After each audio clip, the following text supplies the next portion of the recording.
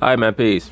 So when we left off, Mr. Isiah Thomas was putting Stephen A. Smith in his place and letting him understand the difference between basketball appraisal and idol worship. Of course, Stephen A. Smith took that a bit to heart. He's affronted by Isiah Thomas's assertions. As we can see, he's giving him the side eye. So let's see what they have to say. Of course, I'm going to chime in. So is this crowd. So is the Hall of Famer, Isiah Thomas. Stephen A.'s giving him mad side eye right now. Don't hide from him, Isiah. You told him what he needed to hear. You were correct. A lot of these guys, they take it too far. And that's part of the Stephen A. Smith societal engineering program, in which he wants many of the regular so-called black men to believe that they should look at black athletes as leaders.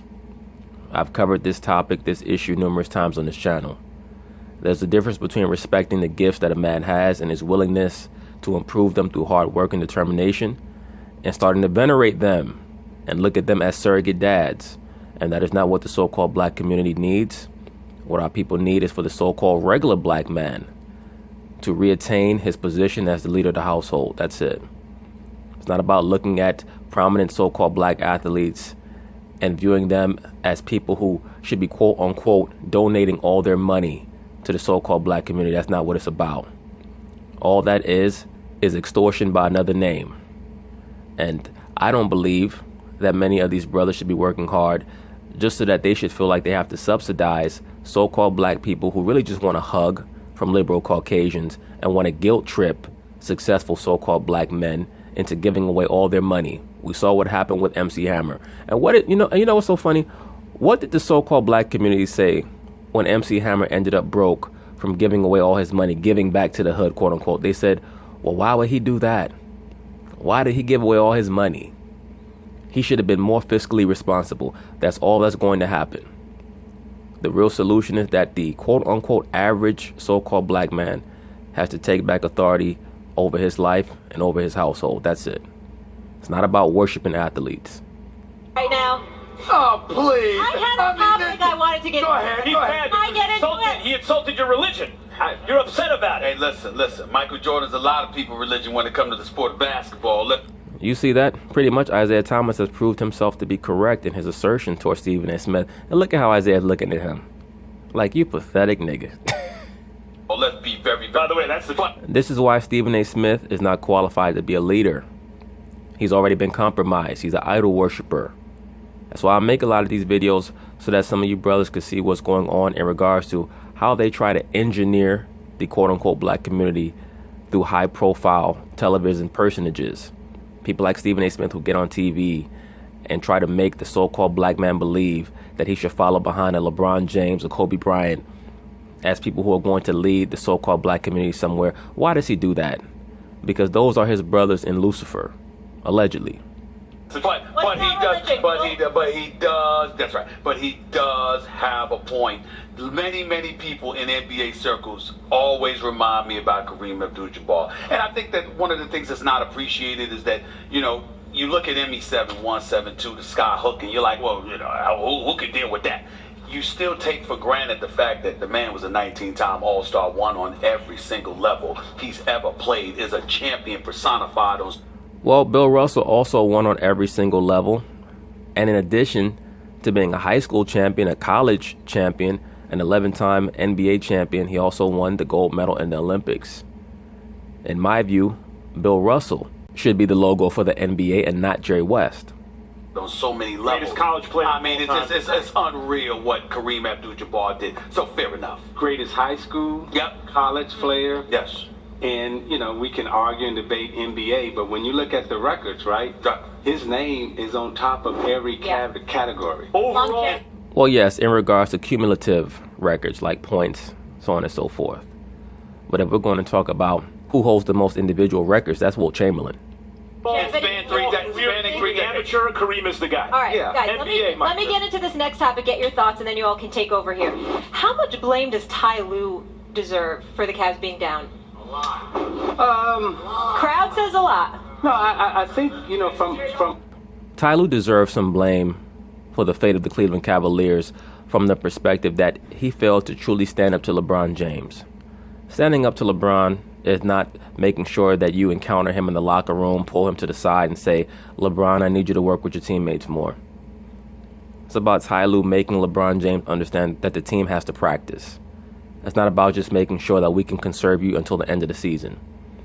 Or maybe Ty Lue was afraid that if he made LeBron James practice and he was to implement a real offensive system, that LeBron James may put him in the position where he's not going to give 100% effort in the playoffs and then go to the media and say, well, I could have played better, I could have played harder, I could have been more efficient had we not been ran down in practice.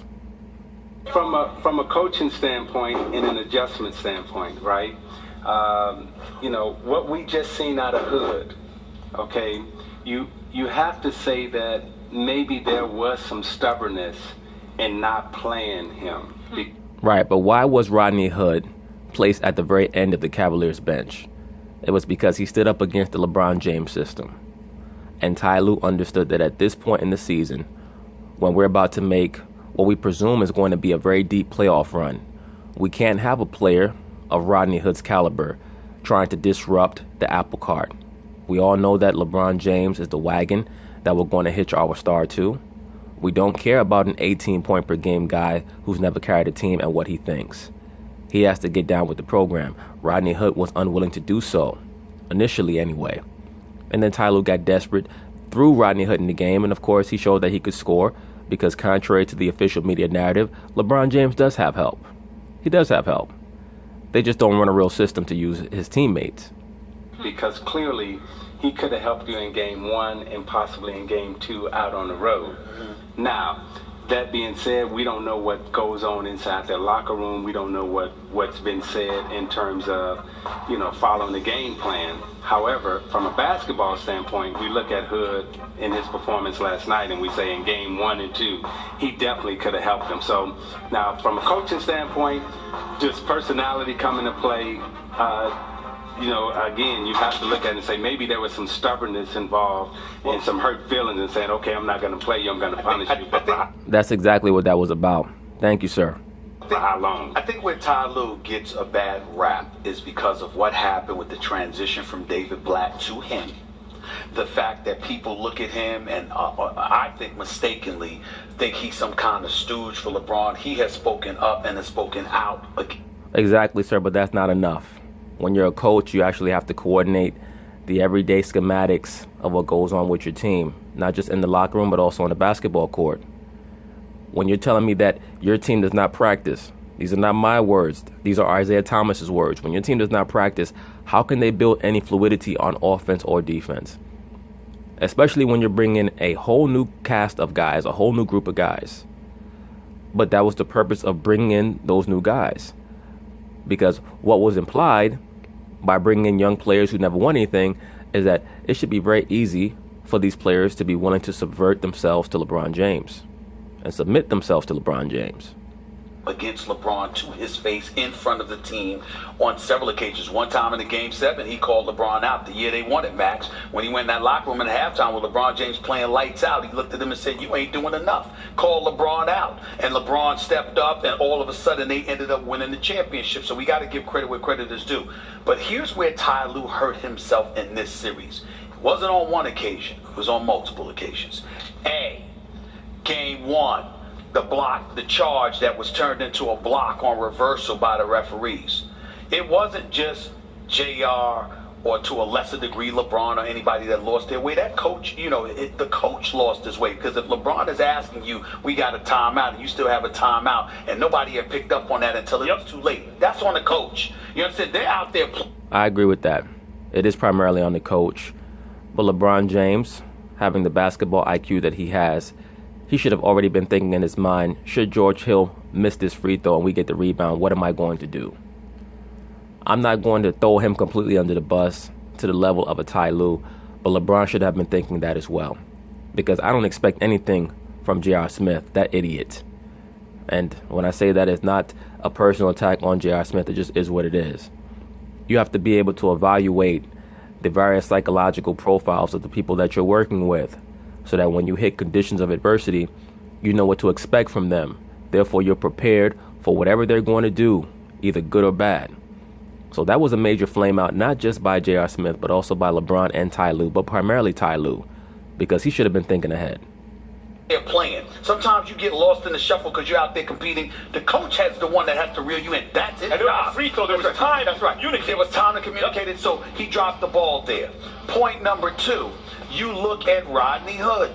Rodney Hood should have been playing sooner than last night. He should not have been stripped from this rotation. Now, we don't know whether or not you still holding it against him because he didn't want to go in a playoff game in garbage time or whatever the case may be. But the bottom line is that you can't let that happen. Rodney Hood, this team is not good enough for you to leave a player like Rodney Hood on the bench doing nothing. It's not like you got a bunch of other parts. And the last point is what we saw last night. How in God's name do you not double up Kevin Durant and get the ball out of his hands at least some of those times? Easier said than done, Stephen A. Smith. When you have 2 of the top 10 pure shooters in NBA history, and then you basically have a point guard, a power forward, what really are you going to do? There's a reason why they won 3 championships in 4 years, and they won the last 2 championships, basically 8 out of 9 games they've won in the finals. Or actually 8 out of 9 games they've won in the finals. Because that team is pretty difficult to stop. Kevin Durant was looking at a slew of different bodies coming at him, but there wasn't any doubling up to get the ball out of his hands, especially with Steph and Clay clearly struggling. You have got to get that ball out of Kevin Durant's hands, and he didn't do it. Let me pile on a little more, and then, of course, I want to hear from you. Okay. Just real quick, if guys are consistently running to the wrong double team, and guys on offense are wide open, that's team defense. And yes, sir. And you work on team defense in practice. And even though these are grown men and professionals, you're in the finals, they had long careers, many of them, they're responsible for their own behavior. But at the way you function as a unit, that's on the coach too, Isiah, in my opinion. Yeah. Okay, so I'll unpack it and I'll talk about, strategy in terms of double teaming and coaching decision and the JR. So I'll start with JR, right? If you go back and you watch the film, JR is actually on the line, and I think he's trying to signal over to LeBron or the bench, do we have a timeout? He's asking something when he's on the foul line. He's trying to make sure that nobody took his weed out of his locker. He's like, yo, we up by 7, so no matter what happened, game over. So just make sure that nobody check my locker because I got some good shit in there. He's trying to figure out, do we have a timeout? How much? Something is going on because his attention is directly towards the bench. And I don't know if he's asking how we match up or not. Okay, so but time and score, he needs to know. Yeah, and sometimes you go blank. I understand that. But this is where coaching and players come in to help you. Second thing is, in terms of, Hood, should he have played? Okay, absolutely, he should have been in. Third thing is strategy. When you talk about double teaming Kevin Durant, what they were trying to do is they would double team him because Durant is such a long range shooter, right? So he stretched the defense so far out, 35 feet, and they're double teaming him. Well, he was a long range shooter in that game in particular. Durant's long range shot tends to come and go. The thing with Durant is that he's cognizant and self-aware enough to grasp that if I've taken a couple of 25-foot shots and they're not going in, let me work my way inside. Let me take the ball to the cup. Let me work off the elbow. That's what he does. That's why he normally shoots around 40% from 3. Not so much because he's as potent as Steph Curry from 3-point range, but because he's self-aware enough to understand that if his long ball is not going down, let me use some other aspects of my game. That's what he brings to the table oftentimes that Steph doesn't bring, who's a better pure shooter than Durant, is a little bit more self-awareness. Him once or twice 35 feet away from the basket, and he quickly put the ball behind the trap. Once he puts the ball behind the trap, now you got a 4-on-3 situation, and you got Draymond there, and he's a deliverer. You got Clay spotted up, you got Curry spotted up, and then you got, the big fella up under the rim for the lob dunk. So they did that once or twice. That wasn't working, right? And every time they tried to trap him, because Durant had extended so long, they couldn't recover and get back. But Isiah, And then on top of that, whenever Cleveland tried to pressure the jump shooters, all Golden State would do was back cut. And they got back cut to death. you left one point out. as long as Draymond Green was on the floor, you always could have found a scenario where you simply forced him to hurt you. Yeah, but Forced him. No, sir. It does not work that way when you have three great shooters on the basketball floor with Draymond Green, who's not a player who's necessarily going to allow himself to be forced into shooting. Now, when they move the basketball and Draymond stuck outside the three-point line, he'll take 1 or 2, maybe three-point shots a game that he'll normally miss. But Draymond has a relatively high basketball IQ. And Steve Kerr is not going to allow Golden State to be put in the position where Draymond Green is going to be their primary offensive force. So, I mean, come on. If they need to, they're going to bring in Iguodala, let him be a primary ball handler, and then spread the floor even more. So there's not really much you can do with Golden State, especially when they have Iguodala in the game. As long as their primary scorers are making good decisions with the basketball. That's why I put the onus on Steph Curry when he's not making his long ball to diversify his offensive attack, because it's going to open up things for his teammates.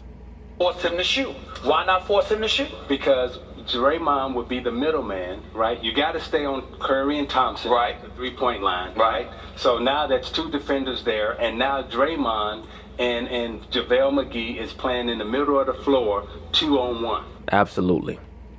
right? And Draymond is their 2-point guards, literally, is Kevin Durant and Draymond Green. Thank you, sir.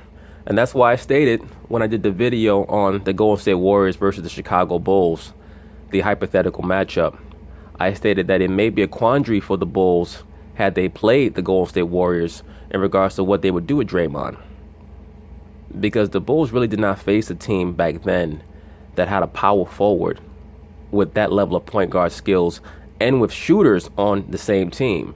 Now, back in the 90s, you had an Anthony Mason, you had a Chris Webber, you had prominent big body power forwards who could handle the ball, had a certain level of point guard skills. But they didn't play with shooters like a Draymond Green did. So it would have been very interesting to see what the Bulls would have done against the Golden State Warriors if the Warriors had made the adjustment to have Draymond Green be the primary ball distributor. So you trap one point guard in Durant. He kicks it over to Draymond Green. Draymond is the other point guard, and now he's got a 2-on-1. I got Clay in that corner. I got Steph in that corner. You either gonna give me a dunk here, or you gonna give me a layup. And I'm saying to you, take the dunk, take the poison, because if you turn the Golden State Warriors into a 2-point shooting team instead of a 3-point shooting team, that's not what they want to do. And I hope Stephen A. Smith, that defensive game plan is not going to work. Because JaVale McGee, well, I was about to say JaVale's going to make 100% of his dunks. But then again, that dude is so damn, he might just block himself at the rim again. But all jokes aside, you just can't give up dunks at the rim, Stephen A. Smith. That's not how that works. We've even seen that with the Houston Rockets and the 2-on-1 game that they play in the half-court set with James Harden and Clint Capella. You can't do that. And then on top of that, also understand that Steph Curry can get his shot off the dribble. So he's not someone that you can just take out of the game by making sure that his man stays home on him. a Hall of Famer once taught me. Yes. Several Hall of Famers actually taught me this, Max Kellerman. So I had to bring this up. That if you get people to do what they don't want to do, they won't be able to sustain it because they're unhappy doing that, even when it works. So if you're a 3-point shooting team, and and Kevin Durant, Klay Thompson, Steph Curry are all off, let me tell you something right now. If I gotta live 48 minutes with JaVale McGee being a star, you know what? Shaq can fool me too. I mean, please. I have a question related to that. Let me say this, okay? So I had a conversation with Ray Lewis, and I asked him about Tom Brady, right? And it takes me back to what Chuck Daly used to always say. Hey, don't be unhappy with success, okay? Don't be unhappy with success. I asked Ray Lewis, why is Tom Brady so good? He said because Brady will find that one weakness, and he would just throw there the whole game. Boom, boom, boom, boom, boom, boom. Same thing with Floyd Mayweather. That's a major part of greatness, is having the mental discipline to take advantage of your opponent's weaknesses, even when that's a strategy that you're not accustomed to utilizing.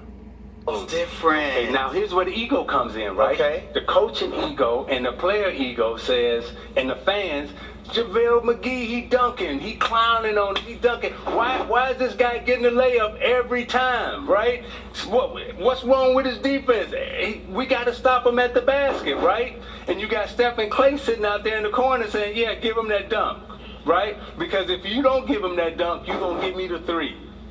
Pick your poison. But let me just say, I think that was great stuff, Isiah, like in terms of the psychology of what goes on. But kind of along those lines, what the Cavs have done defensively that worked on the Warriors is rather than double teaming KD, they stayed home on the shooters, right? Like that's where they started to have some success. In a game like that, when the shooters are cold and KD's got it going on, do you stay true to your philosophy or must you adapt? Or what we're really saying is they don't have a chance anyway. Mags. Steph Curry and Klay Thompson, baby, they ain't never cold. Thank you, sir. Thank you, sir. There's never a point in time where Steph Curry and or Klay Thompson, no matter what they're shooting for the game, should be considered negligible in regards to your defensive scheme. Never, ever. And to be quite frank with you, an unfortunate aspect of life is that there are not always 100% solutions to every problem. There are, at the very least, temporary solutions for every problem. But there are not permanent solutions for every problem, depending on what the problem is. These are things that you're going to have to work out and deal with. Sometimes you're going to have to compensate it by utilizing your own strengths. The problem with the Cavaliers is that, number one, they're unable to stop what the Golden State Warriors do on offense. And then on offense, they don't properly utilize all of their components. So what that equals out to is a sweep. They ain't never, you in your mind, you ain't never thinking that this guy cold. You ain't never thinking that, you ain't coming to the bench saying, oh, Steph is 1 for 16, I'm gonna let him shoot. Walk away from him. So it's pick your poison. Unfortunately, we have to let you go. Already? Yes. It's You're lucky. You are lucky. Thank you. And I will Give it up for Isiah Thomas. How good was he? All right. You You're gotta lucky. come back. That was so much fun. Thank you. You're lucky. Isiah Thomas did a great job as usual. They should have kept him on for a few more segments, especially since it was very obvious that he was willing to stay. Isiah's probably been the most neglected all-time great NBA player of the last 35 years, and you could tell that because he does like to be the center of attention, and he deserves more respect and more regard in regards to what he's brought to the NBA, which is a dominant small man. Of course, you had the great Tiny Archibald back in the 70s, but in regards to overall success as a small man, there's no one even close to Isiah Thomas. No one even close. John Stockton got to a couple of finals. Chris Paul finally got to his first conference finals. Tiny Archibald was able to win a championship in '81 as a supplementary player for the Boston Celtics. But as a leader, as the leading component on his team, no small man has ever won more than one championship, other than the great Isiah Thomas. Now, when we look back through the annals of the NBA and we evaluate the great small men that have been in the NBA, of course, we start off with Mr. Bob Cousy, and then, as I've already mentioned, Tiny Archibald, Isiah Thomas, John Stockton, Allen Iverson, Chris Paul. We know that Bob Cousy was able to win multiple championships as part of the Boston Celtics, but Isiah Thomas is the only player to lead his team to multiple championships. And unfortunately for him, due to the style that the Pistons played in the late 80s, he was unable to put up enough extravagant individual stats to garner him an MVP award. Because one could make the case that being the best player on the best team in 89 or 90, he should have been more considered than he was. And that's another reason why I have him so high on my all-time NBA player list. Because one can make the case that he was truly the first player to lead his team to multiple championships without a dominant big man. Now, we know that Jordan took it to another level. When we look at the Detroit Pistons of the late 80s, they had a great front court, but they didn't have a dominant big man. They didn't work through the big man. They worked through their back court in regards to their offense. Now, before Mark Aguirre got there, the heaviest component of their half-court offense was probably Dantley. And then Mark Aguirre came there in the 88-89 season. That's when they finally got over the hump. And, of course, they had the great Dennis Rodman, Bill Laimbeer, who should be considered a borderline Hall of Famer. I mean, he went to about 4 or 5 All-Star games. But, I mean, that's neither here nor there. Point being is this. Isiah Thomas did a great job on this segment. He told Stephen A. Smith about himself. And he deserves high regard. So peace.